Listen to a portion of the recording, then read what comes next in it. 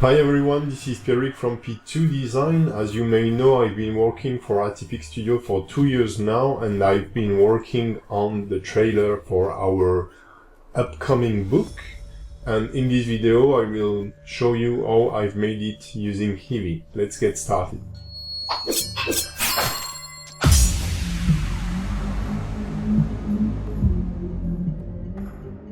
If you haven't seen the teaser yet, you will find a link to the video in the description below. I've started working on this video on fall of July for the Paris Games Week and also for the Blender conference. And I knew I would be alone to make all the visual and make the video. So the schedule were very tight and we had a very limited budget. So for these reasons, and also as a learning project, I've decided very early on to use Blender Eevee to make these projects. At this time, the beginning of August, Blender 2.8 was really in an early alpha, so many tools were missing and it was really unstable.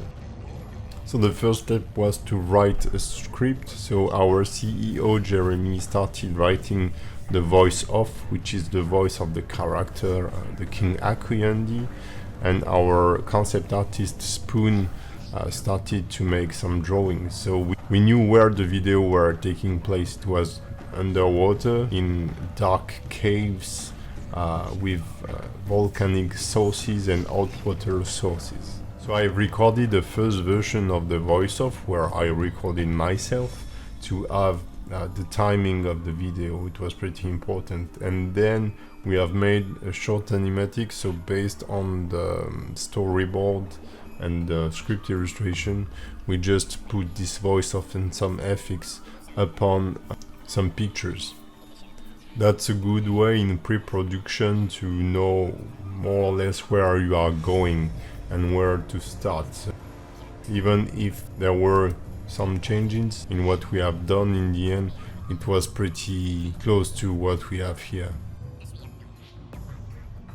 The first thing I've done was to work on the crab as the first character. So it's a Dintopo sculpt in Blender. Then I've made a retopology and project the details onto a 2-level multi-resolution modifier.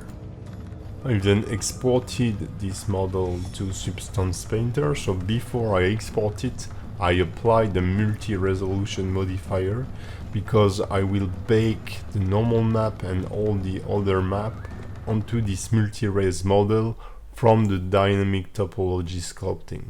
If you have to work on a subdivided model, you should always apply the highest level of subdivision before starting painting so that you're sure that your painting will follow the correct subdivided UVs and you won't have strange distortion. A normal map should be always applied to a given level of geometry. You should not use a normal map onto a low poly mesh and then subdivide this low poly mesh. Your normal map won't work correctly, even if you have a somehow good looking output. The first scene I've been working on was this one, but it's not in the video because it was not fitting the design of the stones and the scale of the next sequence. But it's one of the scenes I've spent the most time on because I was learning Eevee and real-time rendering in general. At this time Eevee couldn't generate or at least render particles, but those particles were created in the 279 and exported to Eevee, and somehow it worked. So let's start looking at the production of the assets of the world map room. So for the crystals, I've preferred to model them first because it's way easier to get a nice based mesh like this, and then I will subdivide them a lot into ZBrush and start sculpting them, while for the stone I used a more classical method using Dynamesh, which is like Dintopo in Blender. Once I get a rough shape that works for me, I will Z-remesh it. So it's an automated retopology process, and then I can subdivide it and sculpt details on it. So like we will do using multi-resolution modifier in Blender. ZBrush allowed me to work up to 30 million polygons without having any lag issues. Once done, I've used a decimation modifier, so I've made it in ZBrush, but that's exactly the same way, and lowered a lot the polygons of my model, and it somehow output me a low poly model that I would unwrap in different pieces. So I've divided the stone in 4 pieces because Substance Painter can't handle 8K map. So I wanted pretty high resolution for my model, so I decided to make 4 sets of UVs with a 4K map on each. So once all my maps, normal, tail and curvature, were baked for each part of the stone, I've totally painted one part of the stone using mainly procedural layers in Substance Painter, meaning that I will try to use the AO and stuff like that to mix up different roughness values, colors, etc. This allows me from one chunk of stone to create a smart material that I would then duplicate and give to all the other parts, and then for each part I could tweak the effect or paint some details upon the stone. As I was going to use a real-time engine, you have to fake as most effect as possible. So for the crystal, I wouldn't be using subsurface scattering, transmission and all those kind of stuff, but I will fake it using an emission shader and playing with the thickness of the material. So I've started by creating the roughness map for the crystals, and then I've mixed up different colors using this thickness map as a factor. The goal is to achieve a shader that is as close as possible as the wanted result into Substance Painter, so that I will have to make minor tweaking inside Blender Eevee. Once I was done with this first asset, I've made a key art using cycles and adding some smoke and atmosphere effect inside Photoshop. I have used the same method to create all the assets for the throne room, a bunch of stone crystals, the map, and this took me a lot of time. I can't really estimate, but I think it was a few weeks to create all the assets. Creating the King Akuyandi wasn't planned in the original script, but I had a few weeks of holidays during the production where I moved in my step family. As a challenge and as a way to learn ZBrush, I've started working on this character, because in the beginning we were supposed only to see his arm and we were not supposed to see the whole throne room. But I wanted on my spare time to work a bit on anatomy and stuff like this, so I decided to make this character with the help of Spoon, our concept artist, which gave me a lot of feedback because he is very talented and knows a lot about anatomy, so this was really a plus for me to progress.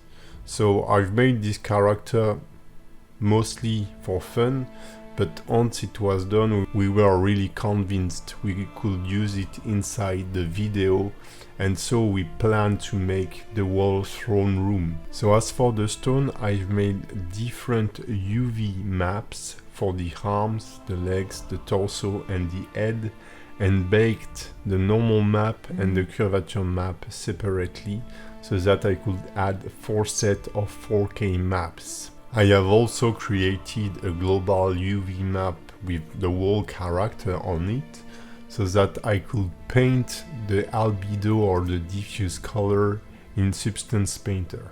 The thing is that one map for the color is enough because you won't output that much detail from the color. The details mainly comes from your normal map and your roughness map. I firstly shaded it inside cycles because I knew that I could get pretty close result inside Eevee. Another small trick is that once I've done the shader, I bake the combined results to a separated map that will allow me in texture mode to have a nice feedback of the character in the viewport.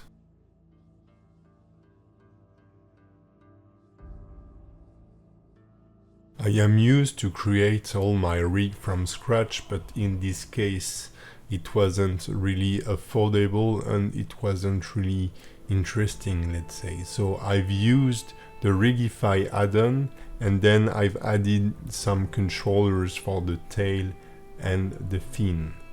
I haven't rigged the mouth because it wasn't sculpted and the character wasn't supposed to talk. What we hear are his thoughts. It's not him talking in the void. Plus, I haven't gone crazy with corrective shape keys and stuff like this because in the trailer he wasn't supposed to do that much things. He sat on the throne and I would just have to make some briefing animation and destroying the stones or moving the finger.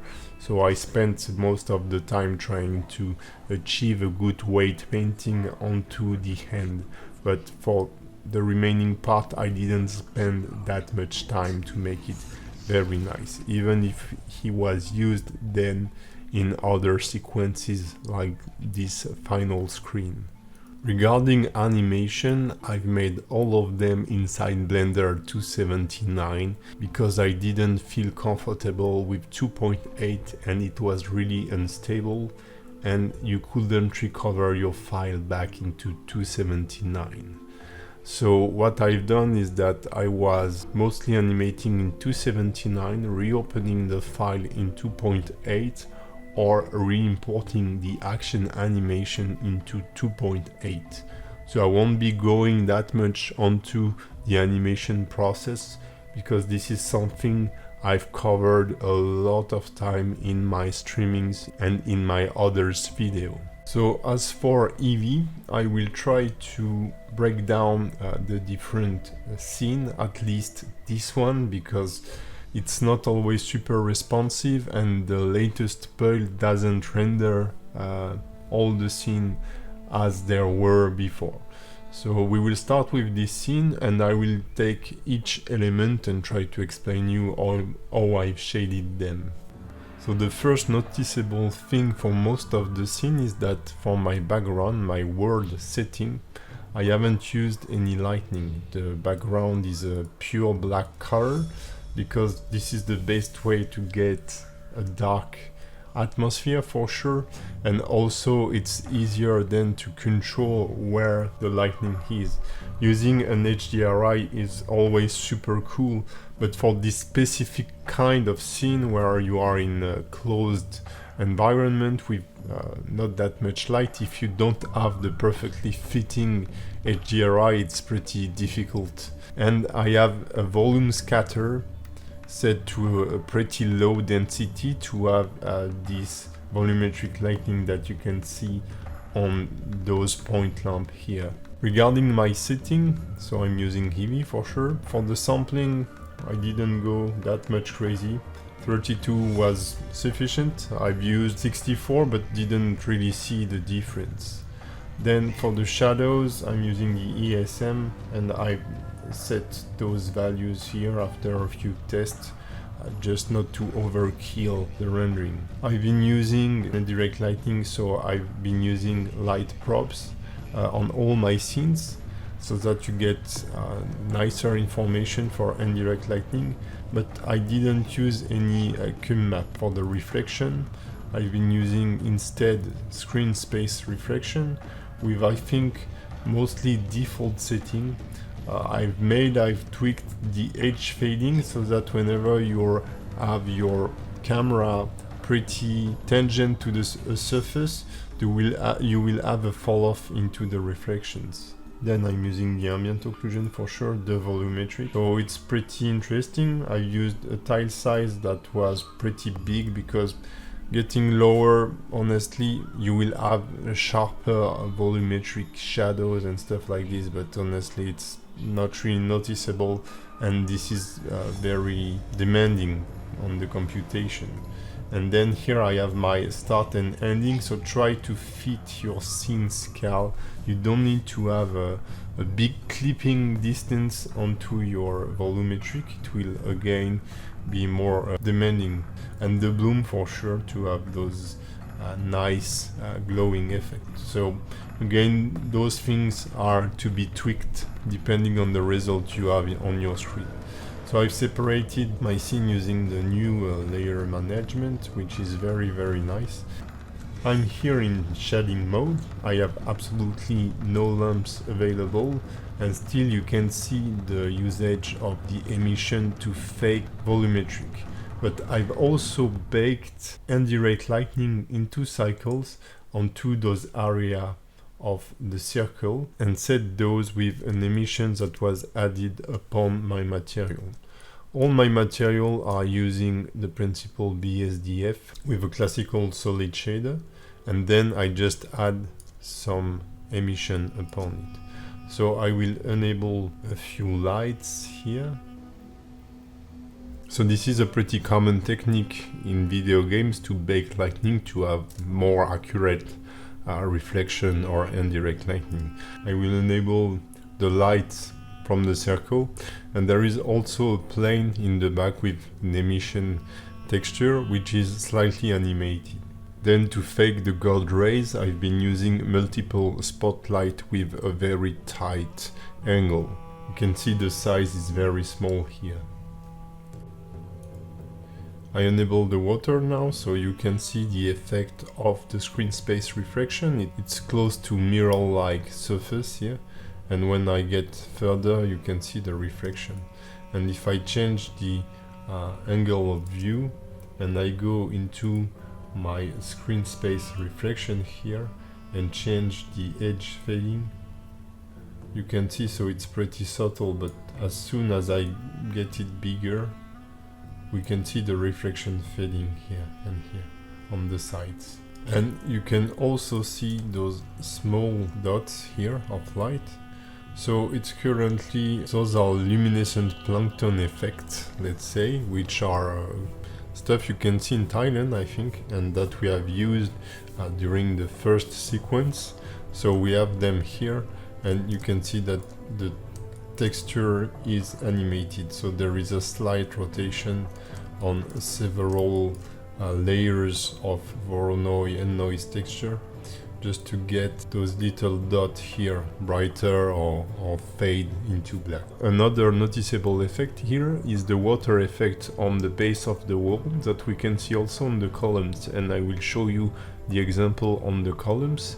It's a Z position based gradient mixed with noise to add some variation that will drive a darker color and also a very sharper roughness.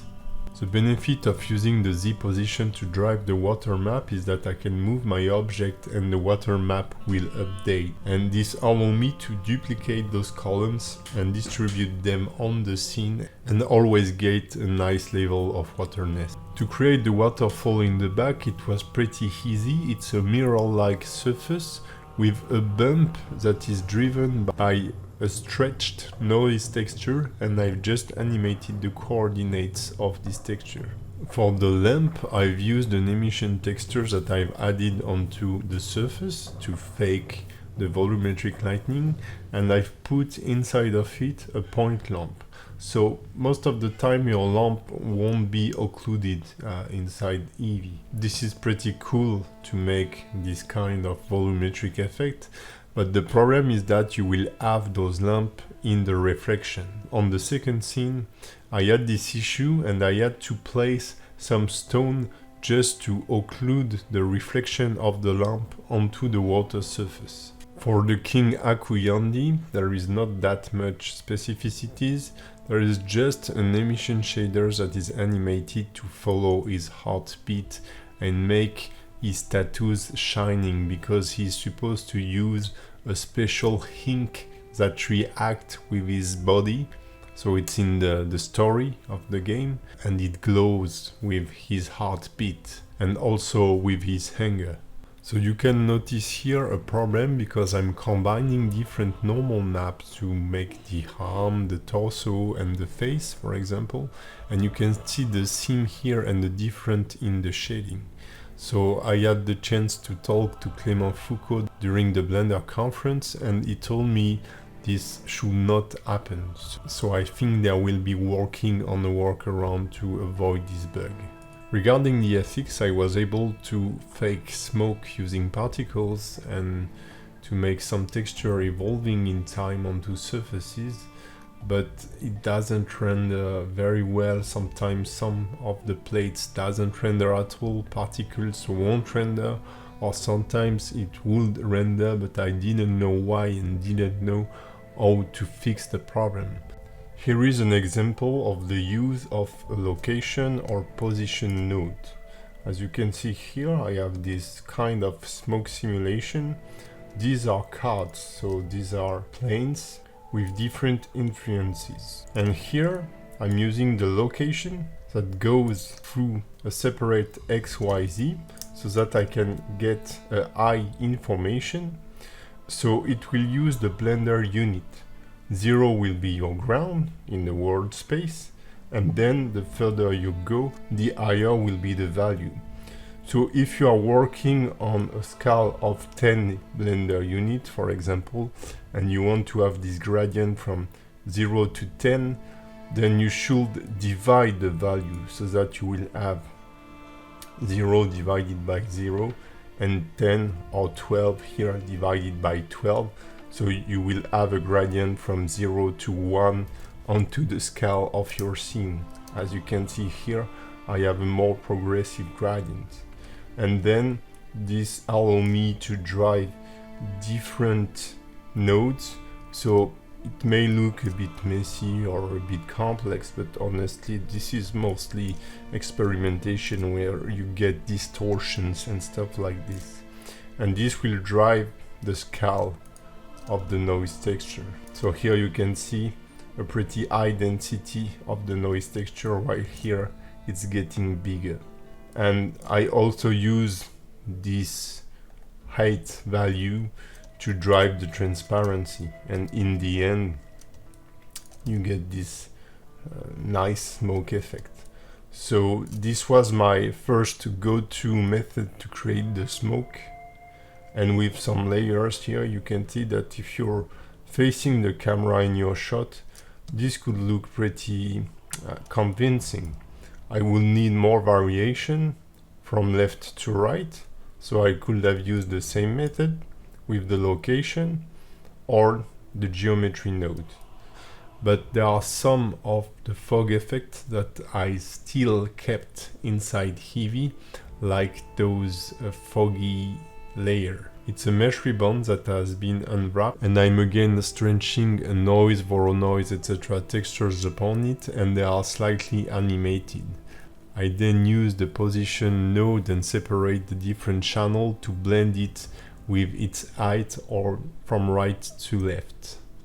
To fake lava or fire inside most of the crystal surfaces, I'm generally using again noise textures that are animated and blended with the previous crystal effect. So having a script, a storyboard and this kind of stuff really helps you optimizing your scene. Here you can see that I haven't built anything that is not in the range of the camera. For the third scene, I wanted to have a sunrise effect. The first time I did it, I've animated the lamp that was rising from the surface so that the light evolved onto the mountains. But the problem is that when you animate lamps inside of Eevee while rendering, you will have a lot of glitches into the shadows. So to avoid this, I've replaced this animated lamp by 4 lamps with an intensity that is rising. So they don't change of position, but we do have this effect of sun rising. Compositing was indeed a big part of the project, so the first thing I did was to save the rendered file using the compositor as usual and different render passes. Most of my camera's animation were set in 279, so you can enable the After Effects add-on and it will allow you, when your camera and your tracker are selected, to export them as a script. So make sure you select all the options and export them. Then in After Effects you will be able to execute those scripts by going into File, Script, Open Script and launch it, and it will automatically create you a new comp with a camera and the tracker. So those are already animated and you should have more or less corresponding setup for your camera. This will be of great help to use 3D layers that will fit your render passes. One of the most important thing and one of the most impressive things about Eevee is that most of my rendered were not color corrected that much. I use pretty much the raw render from Eevee, and the compositing work was mainly adding lighting effects like God rays or smoke. Compositing was also the moment where I input depth of field blur using the Z-Pass and some blending effect. So it wasn't that great, it's better to do it directly in Blender, but depth of field with Eevee is less accurate than the one from Cycles. But for the close-up on the world map, it was really okay to use the depth of field from Eevee. To get the best result, you should separate your layers depth based. So here I have those columns in the foreground that I have separated. Unfortunately, it's not possible to render layers with indirect lighting influence in Eevee. If you don't display them, they won't influence your scene. So you can't really use different passes when different objects are close one to each other.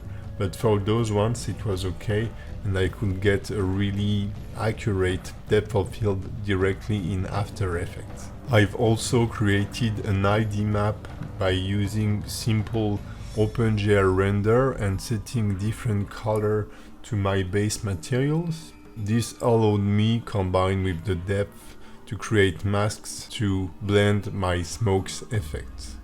Those smokes effects are cut, those are videos currently that I have placed using 3D layers based on the 3D camera I've exported.